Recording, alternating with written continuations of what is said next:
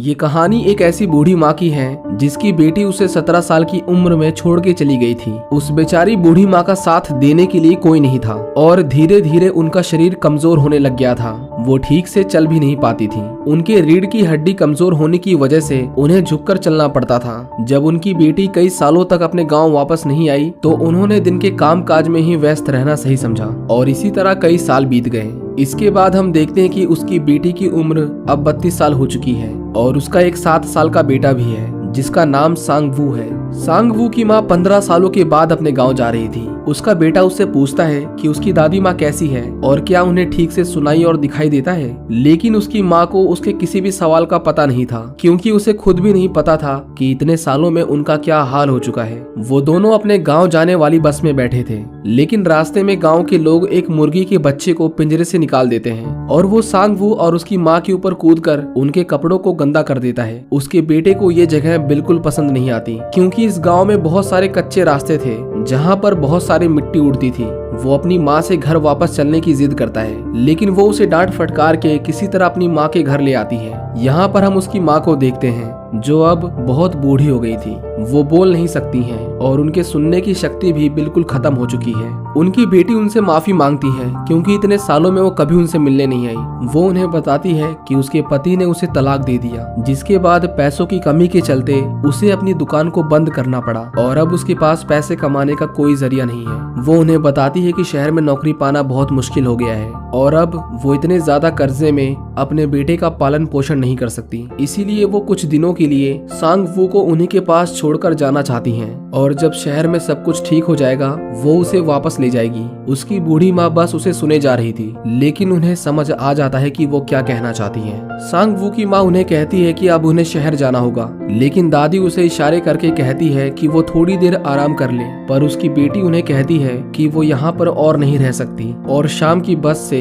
वो वापस शहर के लिए रवाना हो जाती है। सांग वू जो एक शहर में रहने वाला लड़का था, उसे गांव का रहन सहन बिल्कुल पसंद नहीं आता। उसकी माँ उसके लिए कुछ कपड़े और खाने का सामान उसके लिए छोड़ के गई थी जो सिर्फ शहर में मिलता था। सांग वू की दादी उसे अपने साथ चलने के लिए कहती है, लेकिन सांग वू उनसे पहले कभी नहीं मिला था, इसीलिए वो उन्हें दूर रहने के लिए कहता है। वो अपने हाथों को फेर कर कुछ इशारा करती है, पर सांग वू उनकी बातों को समझ नहीं पाता, इसीलिए वो उनके बुढ़ापे का मजाक बनाता है और उन्हें गूंगा और बहरा भी बोलता है, जो अपने आप में काफी असम्मानीय था। ये जानकर दादी माँ को बहुत बुरा लगता है, जिसके बाद दादी अकेले ही आगे जाने लगती हैं। सांग वू उनका पीछा करता है, पर वो ऐसे नाटक कर रहा था जैसे वो उनका पीछा नहीं कर रहा। रात को वो दोनों साथ में खाना खाते हैं। उसकी दादी अपने हिस्से का खाना भी उसे दे देती है। वो हमेशा वीडियो गेम्स खेलता रहता था और उसकी दादी उसे उत्सुकता से देखती रहती थी, पर कभी भी उसे कुछ कहती नहीं थी। उनके गांव में टॉयलेट की सुविधा नहीं थी, इसीलिए सांग वू को एक पॉट के अंदर टॉयलेट करना पड़ता था, जिसे उसकी दादी ही हमेशा अपने हाथों से साफ किया करती थी। सांग वू उन्हें हर सवेरे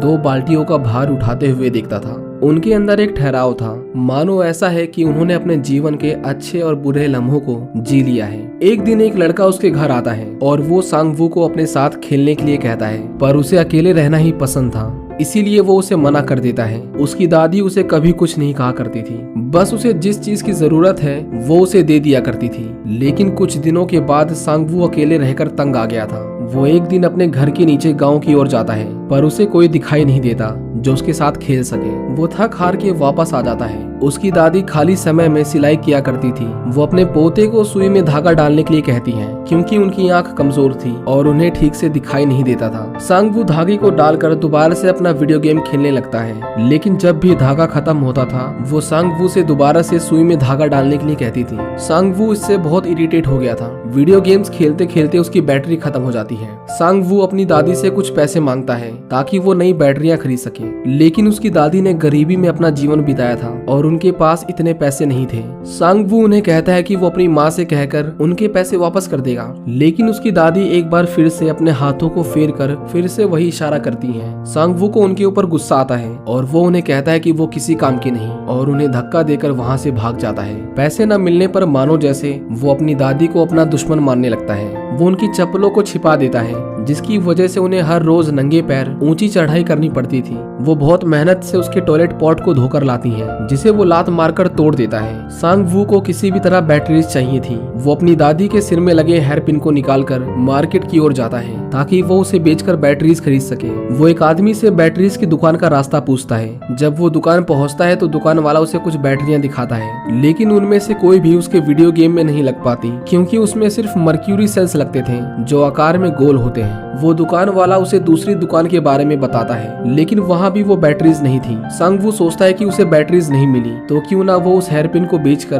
बर्गर या नूडल्स खा ले, क्योंकि वो उसे अपनी दादी को वापस नहीं करने वाला था। लेकिन किराने वाला उस हेयर पिन को लेने से मना कर देता है, क्योंकि उसकी बाजार में कोई कीमत नहीं थी। सांग वू इसके बाद निराश होकर अपने घर वापस आने लगता है, लेकिन वो गांव से इतना दूर आ गया था कि उसे वापस जाने का रास्ता समझ नहीं आता। वो रास्ता भटक गया था और वो जोर जोर से रोने लगता है। लेकिन तभी एक आदमी उसे रोते हुए देखता है जो उसी के गांव के पास रहता था। वो सांग वू को अपनी साइकिल पर बिठाकर उसके गांव तक छोड़ आता है। सांग वू रास्ते में ही खड़ा था कि तभी वो देखता है कि उसकी दादी उसका इंतजार कर रही थी। वो उसे देखते ही आगे जाने लगती हैं। सांग वू उनसे पूछता है कि वो कहाँ जा रही हैं, और ये सुनते ही वो वापस अपने घर जाने लगती हैं। सांग वू भी उनके साथ साथ चलने लगता है। अगले दिन उसकी दादी उसके कपड़े धोकर सुखाने के लिए धूप में फैला देती है, लेकिन तभी बारिश आ जाती है और वो कपड़े भीगने लगते हैं। सांग वू पहले तो उन्हें नीचे उतार लेता है, और जब दोबारा से धूप निकलती है तो वो अपने कपड़ों पर तो दो दो कपड़े रोकने वाले क्लिप्स लगाता है, लेकिन अपनी दादी के कपड़ों पर एक भी क्लिप नहीं लगाता। लेकिन उसे महसूस होता है कि इससे शायद उनके कपड़े हवा में उड़ जाएंगे, और उसकी दादी के पास पहनने के लिए और कपड़े नहीं थे, इसीलिए वो उस पर भी एक क्लिप लगा देता है। उसकी दादी उससे पूछती है कि तुम खाने में क्या खाओगे, जिस पर वो उन्हें पिज्जा बर्गर लाने को कहता है, लेकिन दादी माँ को शहर के खाने के बारे में जानकारी नहीं थी। सांग वू उन्हें पिज्जा बर्गर की फोटो दिखाता है, पर उन्हें कुछ समझ नहीं आता। आखिर में वो मुर्गे की आवाज निकालकर उन्हें फ्राइड चिकन लाने को कहता है। उसकी दादी तुरंत ही कुछ खरबूजे लेकर शहर की ओर निकल जाती हैं, क्योंकि उसे बेचकर ही वो उसके लिए चिकन लाने वाली थी। जब दादी माँ बाजार से वापस आती हैं तो जोर की बारिश हो रही थी और वो पूरी भीग गई थी। उन्हें बहुत ज्यादा ठंड लग रही थी, लेकिन वो किसी तरह उसके लिए चिकन बनाती हैं। सांग वू इंतजार करते करते सो गया था। दादी उसे उठाती है और उसे कहती है कि उन्होंने उसका मनपसंद खाना बनाया है। उन्हें लगा कि ये सांग वू को बहुत पसंद आएगा, लेकिन उसे रेस्टोरेंट वाला फ्राइड चिकन चाहिए था, ना कि उबला हुआ मांस का टुकड़ा। वो उसे देखते ही खाने से मना कर देता है और जोरों से रोने लगता है। उसकी दादी उदास हो जाती है, क्योंकि उसके पोते को उसका बनाया हुआ खाना पसंद नहीं आया। इसी तरह शाम से सुबह हो जाती है। सांग वू को बहुत भूख लगी थी। वो अपनी दादी के बनाए हुए चिकन को चाव से खाने लगता है। वो देखता है कि उसकी दादी लेटी हुई हैं। दरअसल उन्होंने भी कल रात को खाना नहीं खाया था। जब वो उनके पास आता है तो उन्हें बहुत तेज बुखार हो गया था, क्योंकि बाजार से वापस आते वक्त वो बारिश में भीग गई थी। वो उनके सिर पर एक पट्टी रखता है ताकि उनका बुखार जल्दी से उतर जाए, और उन्हें कल रात का खाना गर्म करके देता है। वो देखता है कि उसकी दादी ने अपने सिर में उस हेयर पिन की जगह एक चम्मच को मोड़कर अपने बालों में लगा लिया था। ये देखकर सांग वू उनकी हेयर पिन वापस कर देता है। इसके बाद वो गांव के नीचे एक मैदान में आता है, जहाँ पर एक लड़की खाने के पैकेट्स को इकट्ठा करके घर घर वाला खेल खेल रही थी। वो उस लड़की को पसंद करने लगता है। अगले दिन वो और उसकी दादी बाजार जाते हैं, क्योंकि दादी अपने घर में बनाए हुए खरबूजों को बाजार में बेचकर थोड़े पैसे कमाया करती थी। उस दिन वो काफी देर तक बाजार जाने वाली बस का इंतजार करते हैं, लेकिन वो बस नहीं आती और उन्हें पैदल ही वहां तक जाना पड़ता है। उसकी दादी बाजार में खरबूजों को बेचने लगती है। सांग वू दीवार के पीछे खड़ा उन्हें देख रहा था, और ये अपने आप में दिल को छू लेने वाला दृश्य था। उसकी दादी सारे खरबूजों को नहीं बेच पाती, लेकिन उन्होंने कुछ पैसे बटोर लिए थे। वो सांग वू को नए जूते दिलवाती हैं और एक अच्छे होटल में उसका मनपसंद खाना भी खिलवाती हैं, लेकिन वो खुद पैसे बचाने के लिए सिर्फ पानी पी रही थी।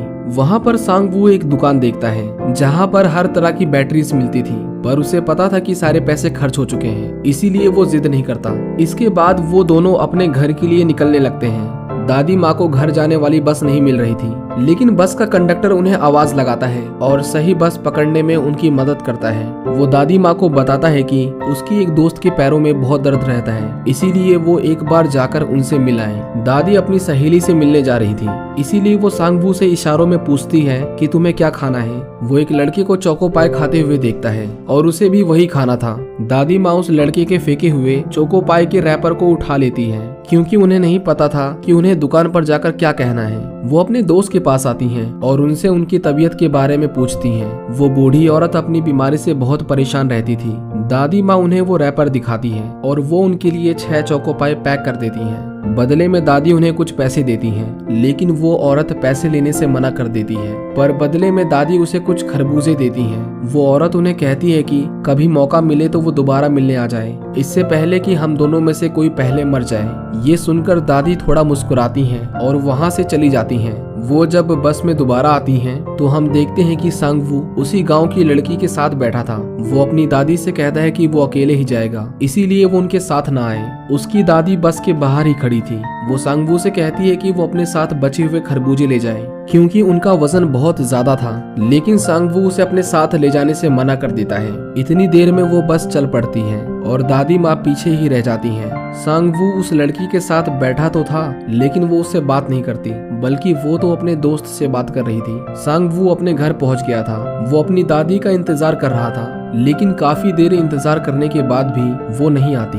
वो बस स्टैंड पर जाता है। वहाँ कई बसें आती जाती हैं, पर किसी में भी उसकी दादी नहीं थी। लेकिन कुछ देर बाद हम उन्हें पैदल आता हुआ देखते हैं, क्योंकि उनके गांव आने वाली वो आखिरी बस थी जो सांगवू की वजह से उनसे छूट गई थी। वो कई किलोमीटर उस बोझ को अकेले ही उठाकर ला रही थी, जिसे सांगवू ने साथ ले जाने से मना कर दिया था। उसे एहसास होता है कि उसने कितना गलत किया है। वो तुरंत ही उनके थैले को उठा लेता है। अगले दिन वो दोबारा से उस लड़की के साथ खेलने जाता है, लेकिन वो वहाँ पर नहीं थी। वो उसके दोस्त को देखता है जिसके सिर पर लकड़ी का गट्ठा था। सांगवू उसे कहता है कि जोर से भागो, तुम्हारे पीछे एक गाय तुम्हें मारने के लिए आ रही है। ये सुनकर वो लड़का जोर से भागता है, पर आगे जाकर वो गिर जाता है। जब वो पीछे मुड़कर देखता है तो वहाँ पर कोई नहीं था। उसे सांगवू पर बहुत गुस्सा आता है, पर सांगवू वहाँ से भाग जाता है। उसे आगे जाकर वही लड़की मिलती है जो उससे कहती है कि वो उसे ही ढूंढ रही थी। ये सुनकर वो बहुत खुश होता है और इसके बाद वो पूरे दिन सिर्फ मुस्कुराता ही रहता था। वो देखता है कि उसके बाल बड़े हो गए थे। बड़े बाल उसे पसंद नहीं थे। वो अपनी दादी से कहता है कि वो उसके बाल थोड़े से छोटे कर दे। दादी माँ उसके बालों को काटना शुरू करती है, लेकिन धीरे धीरे सांगवू को नींद आ जाती है और वो सो जाता है। कुछ देर बाद उसकी दादी उसे उठाती हैं और वो देखता है कि उसकी दादी ने आगे के बालों को बहुत छोटा कर दिया था, जो देखने में काफी बुरा लग रहा था। वो जोर जोर से रोने लगता है, क्योंकि अब वो ऐसा चेहरा लेकर उस लड़की से नहीं मिल पाएगा। वो अपने सिर को कपड़े से छिपाने की कोशिश करता है, लेकिन दादी उसी कपड़े में अपना सामान रखती थी। वो दोनों एक बीमार आदमी के पास आते हैं। ये वही आदमी था जिसने सांगवू के खो जाने पर उसे घर तक पहुंचाया था। वो आदमी कहता है कि अब उसे मर जाना चाहिए, क्योंकि वो सिर्फ अपने आसपास के लोगों को तकलीफ दे रहा है। दादी उन्हें हौसला रखने को कहती हैं और उन्हें कुछ खाने का सामान देती हैं और उनकी अच्छी सेहत के लिए प्रार्थना करती हैं। सांगवू अपने सारे खिलौने इकट्ठा करके बाजार जाता है। उसकी दादी उसके लिफाफे में उसका वीडियो गेम देती है, लेकिन वो उसे लेने से मना कर देता है, क्योंकि उसमें बैटरीज नहीं थी। पर फिर भी दादी वो उसके बैग में रख देती हैं। वो अपने सारे खिलौने बेचकर एक बड़ा सफेद रंग का भालू लाता है। घर आते वक्त जब वो रास्ते में एक ढलान देखता है तो अपनी हाथ गाड़ी से वो फिसलकर नीचे आने की सोचता है, लेकिन ये खेल उसे बहुत भारी पड़ता है। वो गिर जाता है और उसके पैर छिल जाते हैं और उसके पैरों से खून निकलने लगता है। जब वो रास्ते में था तो उसके पीछे एक गाय भागने लगती है, लेकिन वो लड़का उसे बचा लेता है जिसे पिछली बार उसने परेशान किया था। सांगवू को जो वीडियो गेम उसकी दादी ने दिया था, जब वो उसे खोलता है तो उसके अंदर कुछ पैसे थे ताकि वो वीडियो गेम की बैटरी खरीद सके। उसे देखकर सांगवू बिल्कुल रोने जैसा हो जाता है। वो अपने घर जाने लगता है और जब वो अपनी दादी को देखता है जो उसका ही इंतजार कर रही थी, उन्हें देखकर वो अपने आंसुओं को रोक नहीं पाता और उनके पास जाकर रोने लगता है। अब सांगवू भी अपनी दादी को पसंद करने लगा था। दादी उसे एक लेटर दिखाती है जो उसकी माँ ने उसके लिए भेजा था और उसमें लिखा था कि कुछ ही दिनों में वो उसे लेने के लिए आने वाली हैं। सांगवू अपनी दादी को लिखना सिखाता है, क्योंकि वो बोल नहीं सकती थी। वो लिखने की पूरी कोशिश करती हैं, लेकिन वो लिख नहीं पाती। सांगवू ये सोचकर रोने लगता है कि अगर वो कभी बीमार हुई तो उसे कैसे पता चलेगा। वो उन्हें कहता है कि अगर वो खाली पन्ना भी उन्हें भेज देंगी तो वो समझ जाएगा और तुरंत ही उनके पास आ जाएगा। उस रात सांगवू सोता नहीं। वो पोस्ट कार्ड पर कुछ मैसेज लिखता है ताकि जब भी वो बीमार हो जाए तो उसकी दादी सिर्फ उन कार्ड्स को भेजकर उसे बता सके। अगली सुबह उसकी माँ उसे लेने के लिए आती है। वो दादी माँ को अपना ध्यान रखने के लिए कहती हैं और उन्हें कहती है कि अगली बार वो आएंगी तो उनके लिए गर्म कपड़े भी लाएंगी। वो सांगवू से कहती है कि क्या तुम अपनी दादी माँ से कुछ कहना चाहोगे, लेकिन वो कुछ नहीं बोलता। वो जाते जाते उन्हें वो कार्ड्स दे देता है। उसकी दादी उसे खिड़की के शीशे पर हाथ मारकर उसे बुलाती है, लेकिन सांगवू उन्हें अनदेखा करने की कोशिश करता है क्योंकि वो नहीं चाहता था कि उसके जाने के बाद उसकी दादी उसे याद करके परेशान हो। लेकिन जैसे ही बस जाने लगती है वो तुरंत ही पीछे की ओर भागकर उन्हें अपना हाथ फेरकर इशारा करता है। वो कहते हैं ना कि बच्चे मन के सच्चे होते हैं। सांगवू भी अपनी दादी से प्यार करने लग गया था, लेकिन शायद उनकी किस्मत में अकेले रहना ही लिखा था। वो कुछ बोल नहीं सकती थी, लेकिन उनका प्यार उनके कामों में झलकता था। उन्होंने कभी भी सांगवू को परेशानी में नहीं आने दिया। दादी माँ इसके बाद अकेले ही अपने घर तक जाती हैं और अब उन्हें सांगवू के दोबारा आने तक इसी तरह अकेले अपना जीवन बिताना था। और हमें इस कहानी के अंत तक भी पता नहीं चल पाया कि दादी अपने हाथों को फेरकर क्या कहना चाहती थी, और यहीं पर ये कहानी खत्म हो जाती है। ये मूवी सन 2002 में रिलीज हुई थी और ये अपने समय की दूसरी सबसे ज्यादा पैसे कमाने वाली फिल्म थी। साउथ कोरिया में इसे ग्रैंड बेल अवार्ड से नवाजा गया, जिसकी मान्यता साउथ कोरिया में ऑस्कर के बराबर होती है। आपको ये कहानी कैसी लगी हमें कमेंट करके जरूर बताएं।